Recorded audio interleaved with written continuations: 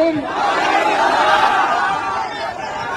थाली में यहाँ पर मौजूद मेरे सभी मोहतरम बुजुर्गों, भाइयों और हमारे बीच में यहाँ पर महागठबंधन के प्रत्याशी मौलाना सऊद आलम साहब आपके बीच में हैं। मैं बहुत दूर से आपके बीच में आई हूँ, आपकी बहन हूँ, आपकी बेटी हूँ, और सिर्फ इसलिए कि आज पूरे देश की नजर अगर कहीं है तो आप लोगों के ऊपर है कि बिहार की ये अजीम जनता हमें रास्ता दिखाएगी कि इस देश को किस दिशा में चलना चाहिए, नफरत के दिशा में, बेरोजगारी और गरीबी के दिशा में, या एक उम्मीद के दिशा में। तो आज हम सब आपके बीच में महागठबंधन के रूप में एक ऐसा गठबंधन लेके आए हैं जहाँ सभी का मान सम्मान, सभी की इज्जत होगी, जहाँ आपकी तरक्की के लिए, आपकी आने वाली नस्लों की तरक्की के लिए काम किया जाएगा।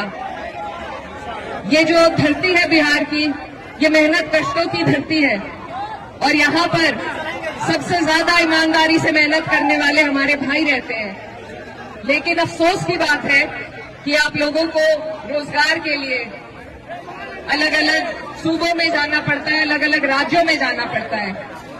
ये आपकी जो सरकार है, ये आपको नहीं रोजगार देना चाहती, आपकी तरक्की नहीं चाहती है। अब बहुत लंबा वक्त काट के आपके सामने ये सुनहरा मौका है कि आप लोग, हम सब एकजुट होकर मिलकर इस सरकार को बदलने का काम करें। और ये सरकार सिर्फ तब बदली जा सकती है जब हम बहुत समझदारी और सूझबूझ के साथ ये आंकड़े जोड़े कि सरकार को हरा कौन सकता है। ये गठबंधन इसीलिए आपके लिए बना है कि सब आप और हमारे जैसी सोच रखने वाले, तरक्की की, भाईचारे की सोच रखने वाले लोग एकजुट होकर इस नापाक सरकार को बदलने का काम करें। मेरे भाइयों, मैं आपसे ये कहना चाहती हूँ कि आप लोग अपने इन वोटों को, अपनी ताकत को बंटने नहीं दीजिए।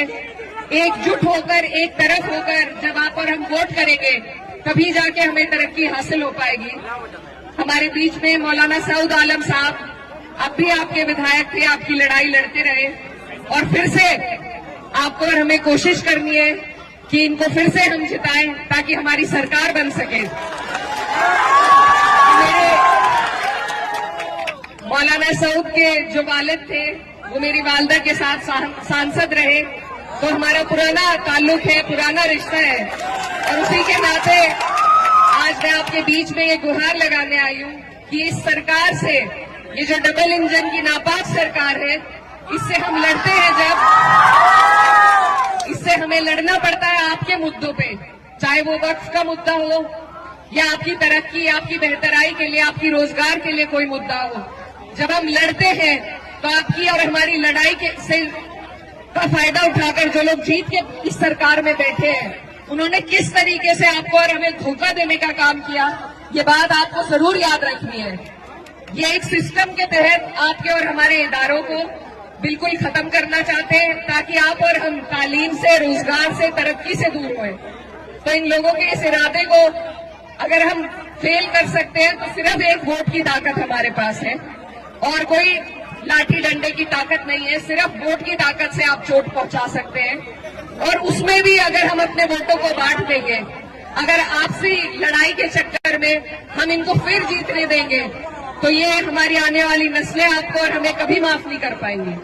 तो मैं बहुत दूर से आपके बीच में, हमारा उत्तर प्रदेश आपकी तरफ निगाहें टिकाए बैठा है कि बिहार से जो संदेश निकलेगा वो पूरे देश भर में सरकार को बदलने का काम करेगा। तो मेरे भाइयों, आपसे मेरी यही गुजारिश है बार बार कि सभी लोग, माननीय अखिलेश यादव जी, राहुल गांधी जी, तेजस्वी यादव जी, सभी लोग कोशिश कर रहे हैं, आपके बीच में आ रहे हैं। इस बार आपके पास मौका है, अगर इस बार मायूस हो गए तो फिर लंबा मौका हाथ से चला जाएगा। इसलिए आपको चूकना नहीं है और लालटेन का आपका बटन है, आने वाली 11 तारीख है। मैं आपकी बेटी, हमारे यहाँ बेटी बहन की बात कोई नहीं टालता, तो मैं उम्मीद करती हूँ कि बिहार की जनता भी पहली बार मुझे यहाँ आने पर मेरा मान सम्मान रखेगी, अपना प्यार देगी और हमारे भाई मौलाना सऊद आलम साहब को एक एक वोट देने का काम करेंगे।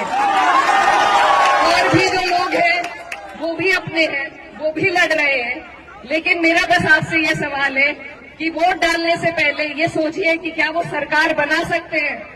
अगर वो सरकार के नजदीक पहुंचते हैं तो आप बेशक वोट उन्हें दे दीजिए, लेकिन वो नहीं पहुंचेंगे।